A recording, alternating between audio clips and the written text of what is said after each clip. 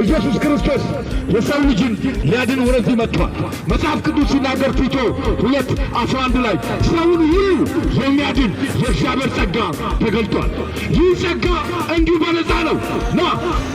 ጸጋው በነፃ አንተን ሊያድን የተሰጠ የእግዚአብሔር ስጦታ ነው። በዚህ ስጦታ አንተ ጌታ ኢየሱስ ክርስቶስን እመን። ወደዚህ ጸጋ ዙፋን በእምነት ቅረብ። ወዳጄና ሸለቆ በመውረድ አንተ ዳገት በመውጣት አንተ የእግዚአብሔር መንግሥት ልትገባ አትችልም። የእግዚአብሔር መንግሥት በሩ የሆነው ክርስቶስ ኢየሱስ ነው። ጌታ ኢየሱስ ክርስቶስ ስለ አንተና ስለ እኔ በከብቶች ማደሪያ ራሱን ዝቅ አድርጎ ስለ እኔና ስለ አንተ ተወልዷል። ስለዚህ ከዚህ ጌታ ጋር ታረቅ፣ ንስሐ ግባ። በእውነት ወዳጄ ና።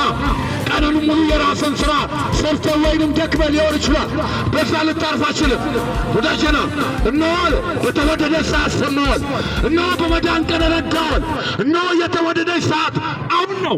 ወዳጄ እምነት ከመስማት ነው። ይህንን እየሰማ ያለ በእውነት ና።